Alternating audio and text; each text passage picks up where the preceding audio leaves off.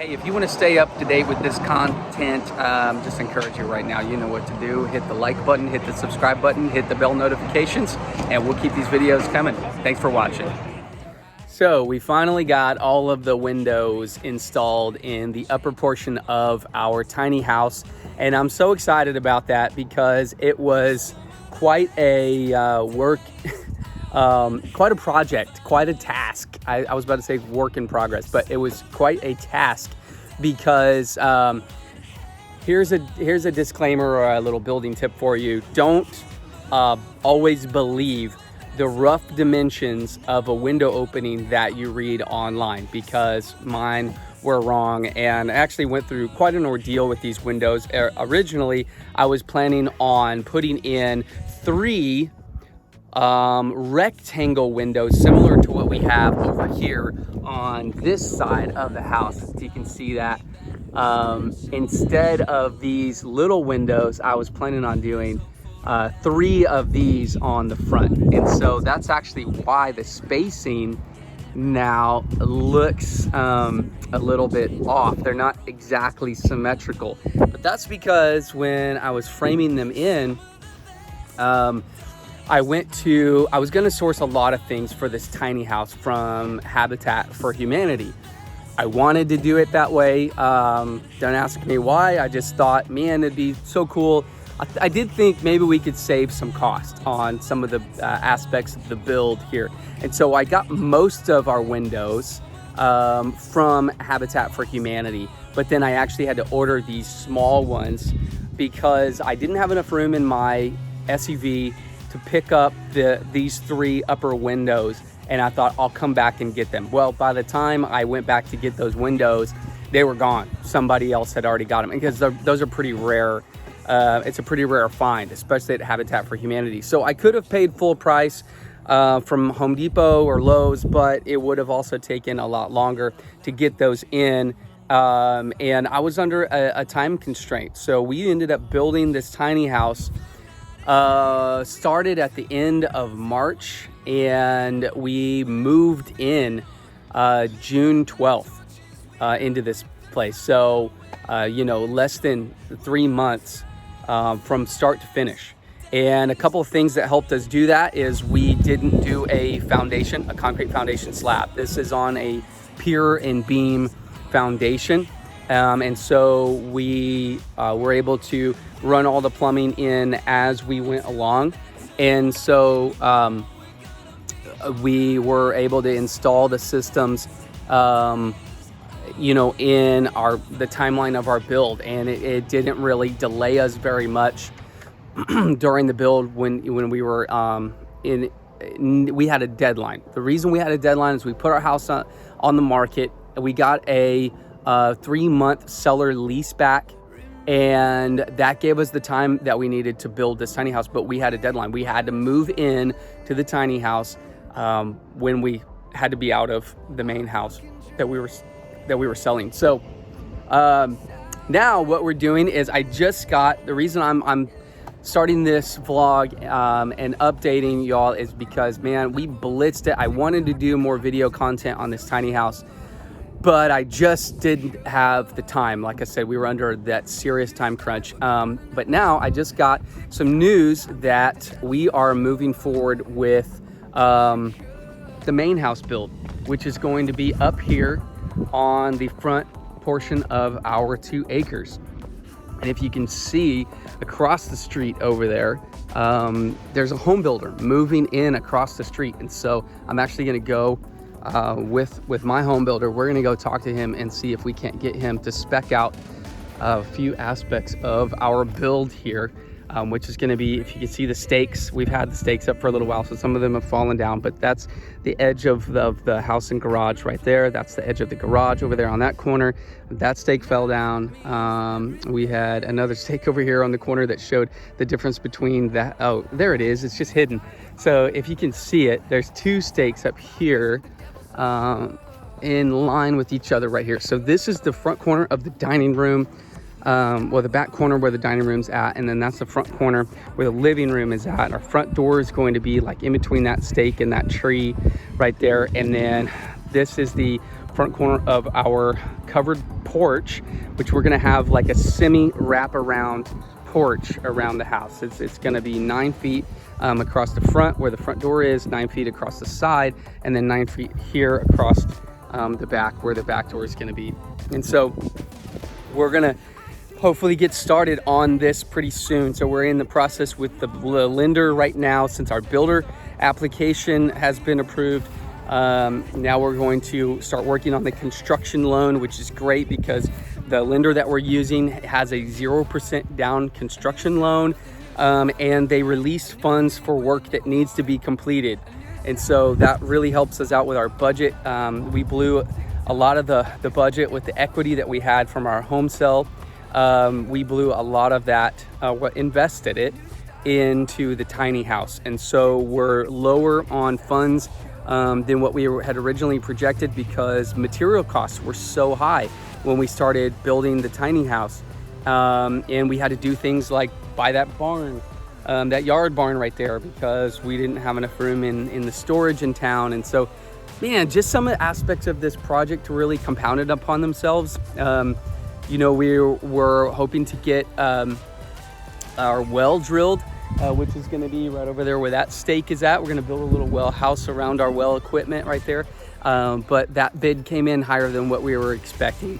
You know, it's just been such a crazy year for build costs, material costs, availability for contractors and subcontractors, and all of that. So, yeah, but I got the good news today. We got our windows in finally. So I'm going to show you all some pictures of the inside of the tiny house. I won't show you that right now because we've had some sick kids this week. And so the inside of the house is just kind of tore up. But my wife's been decorating for Christmas on the inside. So when we do clean up the house, it'd be nice to show some of what the inside of the tiny house looks like and how we've been living in it. So I've got a couple projects back here that are still in process. You know, I've been, this looks so bad, but I've been planning to build a deck out here. I've just been busy trying to get the main house going.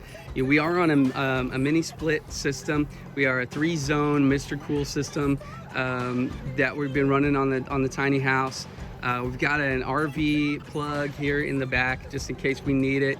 We're working off of a temporary black tank right here for our septic system. And so far it's been working out well, getting it pumped out as needed. And then we've got this 2,500 gallon water tank here that is our main source of water. So we're buying water off of our neighbor at the moment. And then that is plumbed right here. The bulkhead comes out of the bottom, goes into this pipe. I painted it black so we don't grow any algae in there. And then it goes in here to our pump house, our current pump house, which has our tankless water heater in there. I forget how many CFM that is, but it's working great for us. I've got the temperature set at like 124 degrees right now, not crazy high.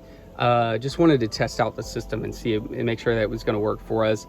And so there's our shallow well bladder tank, which gives us our water pressure to the house. Picked that up from Harbor Freight for I think like $120 or something like that. And man, it's been going great. Had a little bit of an issue with those fittings right here when we first installed it, leaking a little bit, but then got some plumbers, what is that stuff called? I used plumber's tape and like a plumber's thread paste on there. And so those, the inlet fitting and outlet fitting stopped leaking and haven't had any leaks on it since. So that's the way we've been running out here. And of course our gray water is just going out right now from the shower and the sinks. Our gray water is just going out to a little hole over here, as you can see, just dumping that out here on the ground, and the grass is loving it. So not a big deal. You know, if I need to cover up that hole and move this pipe over and do a different one, I can totally do that. And so that's how we're living out here right now with water and electric. But also here's our electric issue, is that here's the deal. We've had to get a plat on this, and we've had to work with the city and an engineering company because we bought the property and it wasn't in the 2-acre shape in the previous owner's name. So we subdivided according to the city, and we didn't comply with any of their exemptions that would require us to, would enable us to be exempt from doing a subdivision plat. And so we've had to do a subdivision plat, which is considered a minor plat on our property, but still it's cost us $15,000. And we've had to work with an engineer, and we've waited over 6 months at this point for the plat to come in. It's been ridiculous. It's been really frustrating. And right now we are on a temporary power connection from, you can see this cable right here, this service entry cable, is direct burial cable.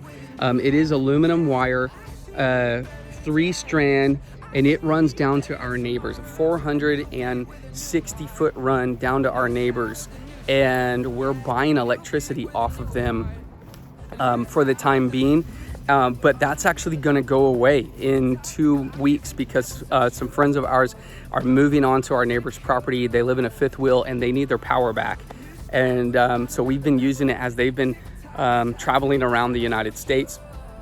And they sold their house and they moved into a fifth wheel, and they've been doing some unique business ventures and stuff from the road and working from the road. And so they're coming back in for Thanksgiving, and they want to hook back up to their power. And so our engineers are contacting the electric company, and they've been able to get temporary power hookups for their clients in the past. And so that's what we're hoping to do in the next 2 weeks. Otherwise, we're going to be in temporary housing, like an Airbnb or something, for a couple weeks while we get this worked out, because we still have to submit the build plans for our main house to the city in order for them to approve it and sign us off and give us the thumbs up to move forward with our main house build. And so we've also got to do 2 things. We've got to plant 2 1.5-inch diameter native species trees on our property, according to the city, in order to qualify for the plat to be officially recorded.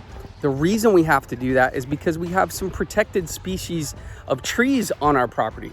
And we did not know that when we first bought the land out here, the 2 acres. And so what we actually have is we have a heritage mesquite tree on the property. I mean, it's a gorgeous tree, but it was so covered up with brush when we first looked at the property that we didn't even know that this tree was back here. I mean, we saw some of the limbs, but we did not know the size and scale of this tree until we cleared out this brush. And I was on a bobcat, for one Sunday, or Saturday. You'll see in the photos that I was out here working on the bobcat and clearing a bunch of this off, and we knocked a bunch of this brush down and really exposed this heritage mesquite tree. And apparently it's been out here for, I don't know if it's over 100 and something years old. It takes mesquite trees a while to grow, and so you see we've got all the other trees on the property really are mesquite trees. We've got a couple hackberry trees. Some of them aren't doing so well. Some of them are still alive, but mostly the mesquites are what survive out here. I guess the soil, you tell me.